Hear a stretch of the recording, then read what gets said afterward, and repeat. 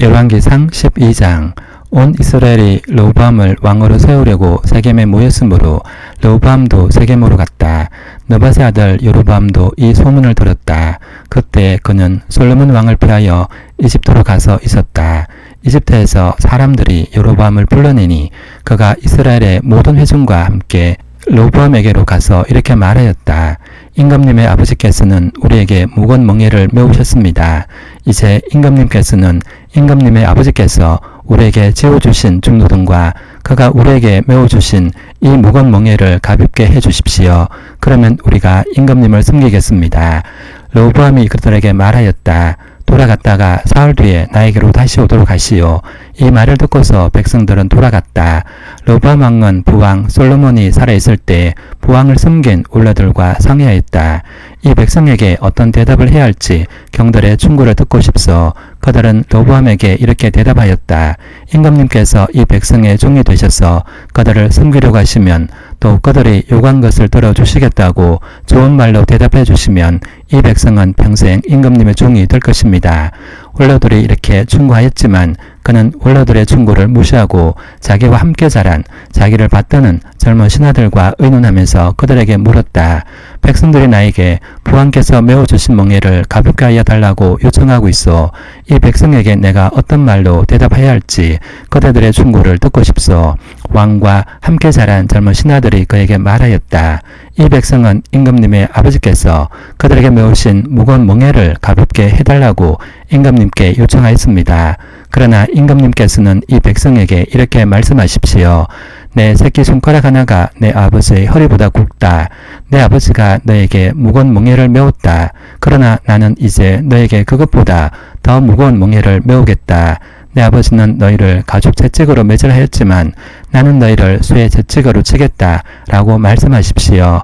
왕이 백성에게 사흘 뒤에 다시 오라고 하였으므로 여로보암과 온 백성은 사흘째 되는 날에 르호보암 앞에 나왔다. 왕은 원로들의 충고는 무시하고 백성에게 가혹한 말로 대답하였다.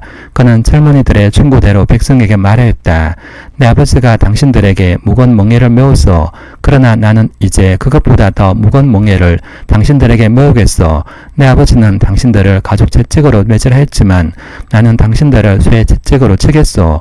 왕이 이렇게 백성의 요구를 들어주지 않은 것은 주님께서 이를 그렇게 뒤틀리게 하셨기 때문이다. 이것은 주님께서 실로 사람 아이야를 시켜서 느밧의 아들 여로보암에게 하신 말씀을 이루시려는 것이었다. 온 이스라엘은 왕이 자기들의 요구를 전혀 듣지 않는 것을 보고 왕에게 외쳤다. 우리가 다윗에게서 받을 몫이 무엇인가? 이새의 아들에게서는 받을 유산이 없다.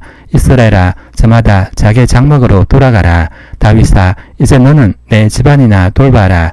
그런 다음에 이스라엘 백성은 저마다 자기의 장막으로 돌아갔다. 그러나 유다의 여러 성읍에 살고 있는 이스라엘 자손은 르호보암의 통치 아래 남아있었다.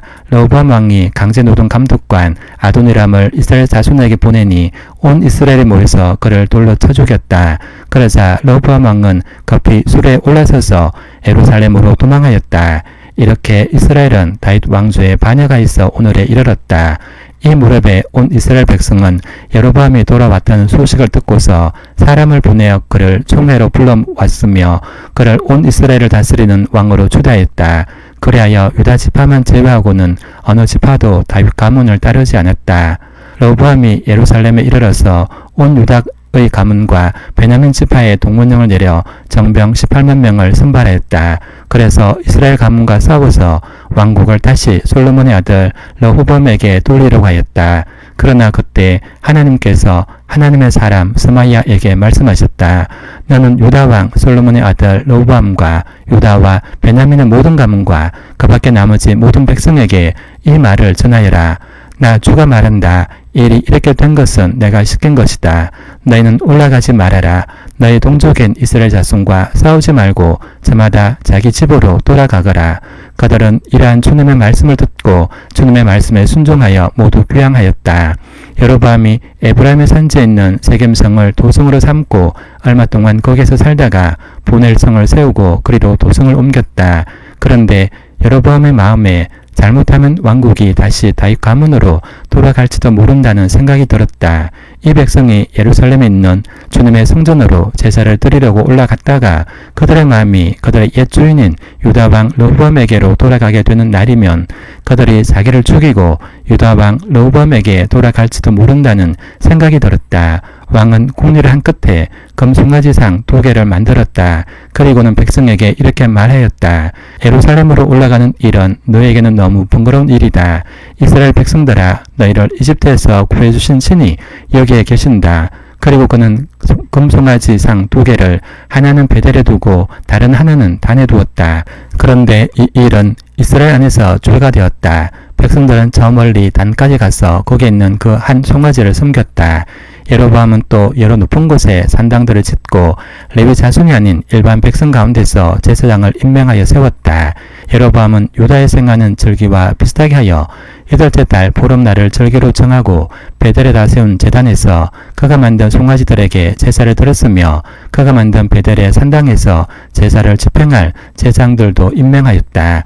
왕은 자기 마음대로 정한 8째 달 보름날에 베델에 세운 제단에서 제사를 드렸다. 그는 이스라엘 자손이 지켜야 할 절기를 이렇게 제정하고 자기도 그 제단에 분향을 하려고 올라갔다.